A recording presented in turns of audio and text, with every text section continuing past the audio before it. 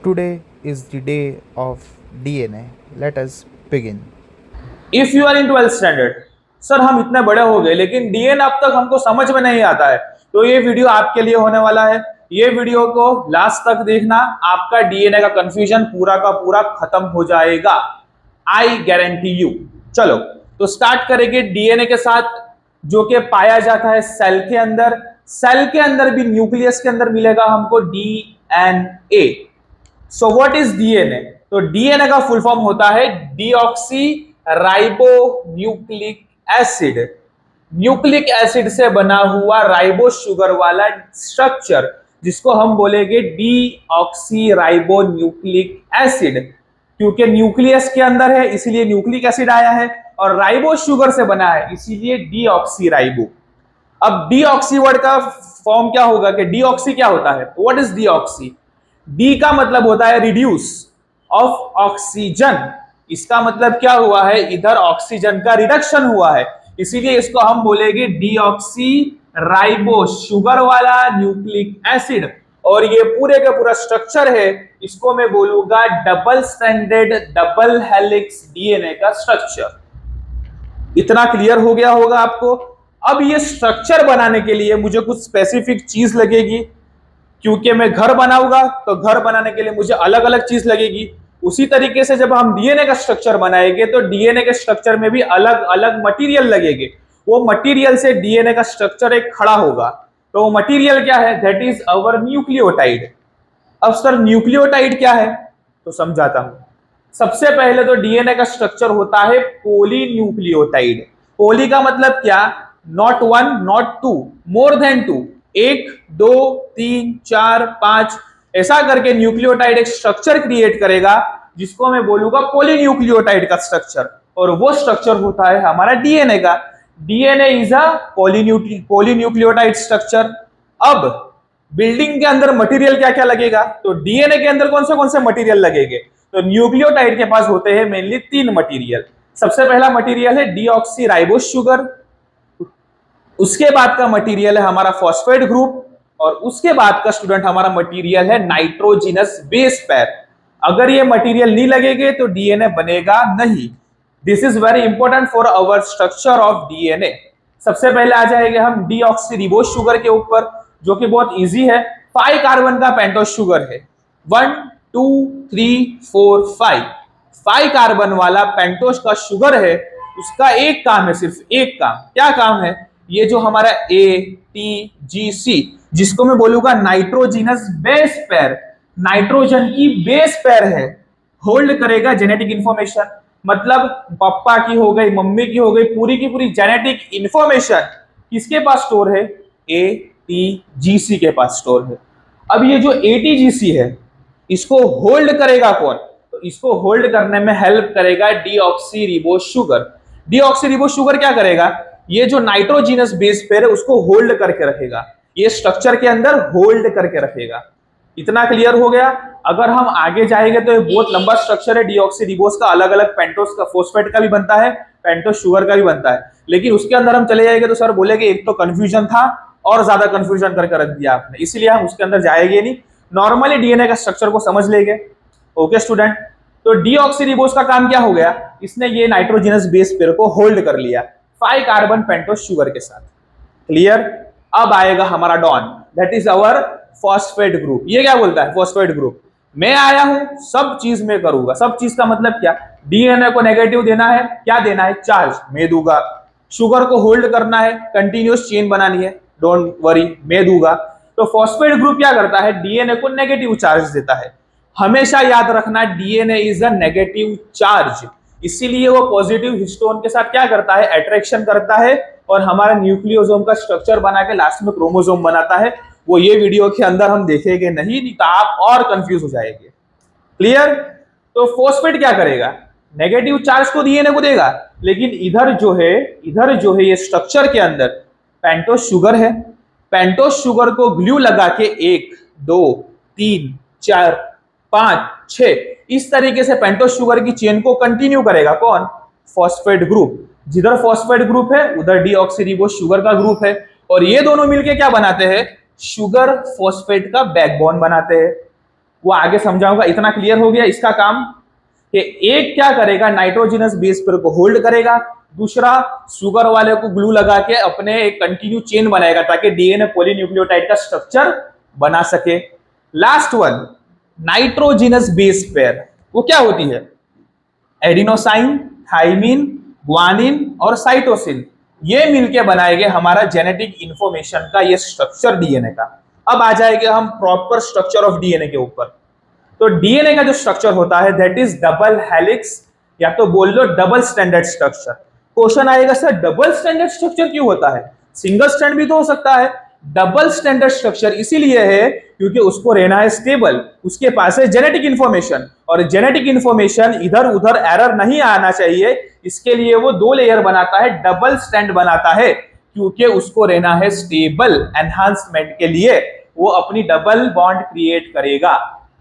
Clear? चलो 5 prime से 3 prime anti parallel, फिर से 5 प्राइम से 3 प्राइम, ये होता है डीएनए का स्ट्रक्चर। अब डीएनए के स्ट्रक्चर के अंदर ये और ये डबल स्टैंड बनती है, देख रहे हैं आप, डबल स्टैंड डबल स्टैंड। ये क्या है? It is sugar phosphate backbone, बोला था ना, पेंटोस शुगर जो होल्ड करता है, फॉस्फेट जो शुगर की लेयर को कंटिन्यू करेगा, दोनों मिलके क्या बनाएगी? बैकबोन बनाएंगे, स्ट्रक्चर को क्या करेंगे? प्रोटेक्शन करेंगे, एक बैकबोन तरीके क्रिएट करेंगे। सर बैकबोन क्यों बनाएंगे? ताकि अंदर का जो जेनेटिक इंफॉर्मेशन है वो इजीली स्टोर रहे उधर। अगर वो इजीली स्टोर होगा इसकी वजह से, शुगर फॉस्फेट बैकबोन की वजह से। ठीक है, अब इधर दो बॉन्ड बनेंगे, एक तो फॉस्फोडाइएस्टर बॉन्ड तो है ही, लेकिन एक बनेगा एन ग्लाइकोसिडिक बॉन्ड। अब सर इसमें और ज्यादा कंफ्यूजन कर दिया आपने। इधर तक तो हमको समझ में आ गया कि शुगर फॉस्फेट का बैकबोन है क्योंकि अंदर जेनेटिक इंफॉर्मेशन स्टोर है, नाइट्रोजनस बेस पेयर के हिसाब से एंटी पैरेलल वाला है। क्लियर? लेकिन अब आया ट्विस्ट। क्या ट्विस्ट आया? एन ग्लाइकोसिडिक बॉन्ड जो है वो क्या करेगा? ये जो नाइट्रोजनस बेस पेयर है, नाइट्रोजनस बेस पेयर, इसको एक दूसरे के साथ होल्ड करके रखेगा, एक बॉन्ड क्रिएट करेगा ताकि वो दोनों एक दूसरे के साथ इजीली होल्ड कर सके, और बनाएगा एन ग्लाइकोसिडिक बॉन्ड। तो सर फॉस्फोडाइएस्टर बॉन्ड क्या करेगा? तो भाई एक नाइट्रोजन के पास चला गया क्योंकि एन ग्लाइकोसिडिक बॉन्ड है, एन ग्लाइकोसिडिक, तो उसने नाइट्रोजन बेस पेयर को जोड़ने के अंदर हेल्प की।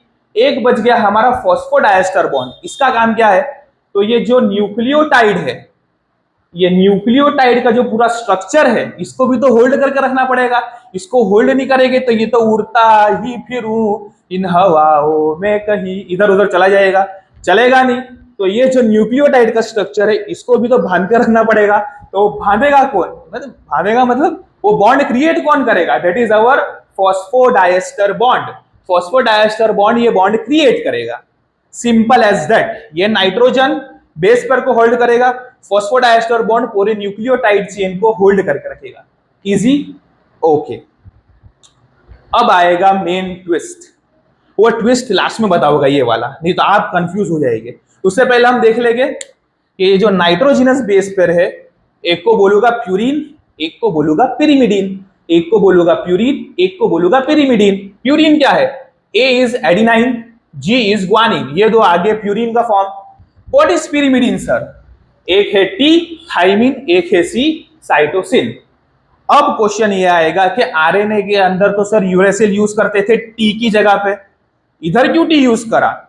डीएनए को चाहिए स्टेबल मटेरियल, और थाइमिन क्या देगा? डीएनए को देगा स्टेबिलिटी, क्योंकि क्या आ जाएगा उधर? -CH3 बॉन्ड, क्योंकि एक जगह के ऊपर डीएनए के अंदर हाइड्रोजन बॉन्ड खाली होता है, उधर ऑक्सीजन हमने क्या किया था? रिड्यूस किया था। वो बहुत लंबी प्रोसेस है, मैं अंदर नहीं घुसूंगा। क्लियर? तो थाइमिन क्या देगा? सिंपल स्टेबिलिटी देगा, इसलिए डीएनए उसको चूज करेगा। जो भी फायदा देगा उसको ही चूज करते हैं ना हम लोग, कि भाई एक जन ने 10 रुपए दिए, एक जन ने 100 रुपए दिए, तो हम 100 रुपए के पास जाएंगे, 10 रुपए का थोड़ी जाएंगे।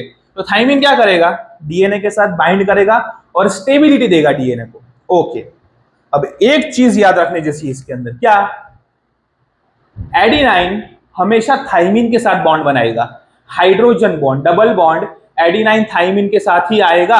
अगर ए के साथ सी आ गया और जी के साथ टी आ गया बेटा, तो तुम गए बेटा, तुम्हारा डीएनए का अंदर एरर आ जाएगा।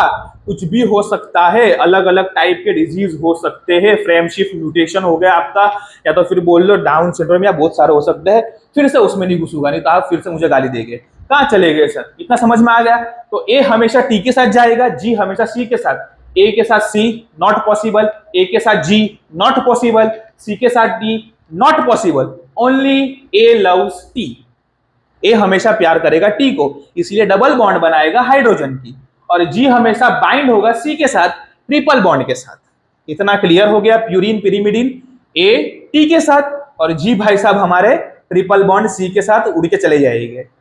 ओके, अब ये ज्वाइंट हो गए हैं। अब ये स्ट्रक्चर मान लो क्रिएट हो गया है।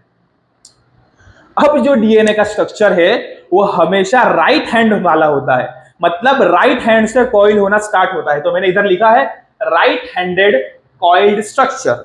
राइट हैंड से कॉइल्ड होना स्टार्ट होगा जब एक कॉइल मतलब एक टर्न बनाएगा ऐसा, उसको मैं बोलूंगा हेलिक्स। डबल हेलिक्स बोला था ना, तो पिच बनेगी। अब ये जो टर्न लेता है, जैसे मान लो ये डीएनए ने पूरा एक हेलिक्स बनाया, डबल नहीं, अभी सिंगल में समझ लो, डबल में जाएगा तो कहाँ चले जाएंगे तुम लोग। तो ये पिच बनाई, तो ये पिच की लंबाई कितनी है? 3.4 नैनोमीटर है। 3.4 नैनोमीटर की पिच है ये। याद रखना, कंफ्यूजन हो करना मत अपने आप को इसके अंदर। चलो इसके अंदर डबल बना ही देते अपने, तो आपको कंफ्यूजन होगा ही नहीं। ये डबल बॉन्ड है, ये पूरा एक हेलिक्स स्ट्रक्चर बना दिया उसने। जब वो हेलिक्स स्ट्रक्चर राइट हैंड से कॉइल होना स्टार्ट होगा तो एक टन मतलब एक हेलिक्स बनाएगा, उसके अंदर क्या होगा? 3.4 नैनोमीटर का बनेगा वो। तो उसकी साइज होगी 3.4 नैनोमीटर। एमस्ट्रॉन्ग भी बोलते हैं, एक और डिग्री लगा के, लेकिन अभी छोड़ दो वो सब, ठीक है। अभी 10 बेस पेयर ईच टन, हर एक टन जो इधर लगता है, हर एक टन के अंदर हमारे आ जाएंगे नाइट्रोजिनस बेस पेयर, लेकिन कितने? 10। हर टन के अंदर 10 नाइट्रोजिनस बेस पेयर। एक तो टन लग गया पूरा 3.4 नैनोमीटर का, हर एक टन में 10 भाई साहब बेस पेयर बन जाएंगे एक दूसरे के आमने सामने। हर एक बेस पेयर के बीच का डिस्टेंस कितना है? 0.34 नैनोमीटर, जो आप एमसीक्यू के अंदर हमेशा गलत करके आते हैं। एक हो गया पिच 3.4, एक हो गया बेस पेयर का डिस्टेंस 0.3। एक हेलिक्स कंप्लीट होगा 3.4 नैनोमीटर में, लेकिन वो अभी जैसे कि ये ए टी जी सी, अभी एक कंप्लीट हो गया 3.4 नैनोमीटर का, 10 बेस पेयर आ गए, लेकिन हर एक बेस पेयर ए से लेके बी, ए से लेके टी का डिस्टेंस कितना है सर? जी से लेके टी का डिस्टेंस कितना है? That is our 0.3 nanometer. दोनों के बीच के डिस्टेंस को क्या बोला है? Each base pair distance, that is our 0.34 nanometer. Turn मारेगा 3.4 नैनोमीटर, 10 बेस पेयर हर एक टन के अंदर 10 बेस पेयर हो गए। होप आपको समझ में आ गया होगा। पता है मुझे लास्ट में थोड़ा बहुत कंफ्यूजन हुआ होगा, लेकिन मुझे मेरे पे भरोसा है कि आपको ये समझ में आ गया होगा। Hope you all are clear. Next video के अंदर मिलते हैं। उससे पहले अगर ये आपको समझ में आ गया हो तो अपने फ्रेंड को शेयर कर दे, ताकि तुम अकेले अकेले बेटा पास होना नहीं है, सबको पास करना है।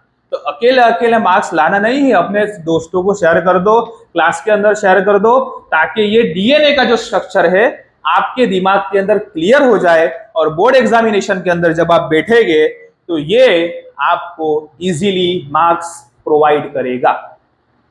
Thank you. मिलते हैं नेक्स्ट वीडियो में। आप सजेस्ट कर देना कमेंट बॉक्स के अंदर कि आपको कौन सा वीडियो चाहिए, नेक्स्ट किस टॉपिक के ऊपर वीडियो चाहिए, तो हम उस टॉपिक के ऊपर वीडियो बनाएंगे।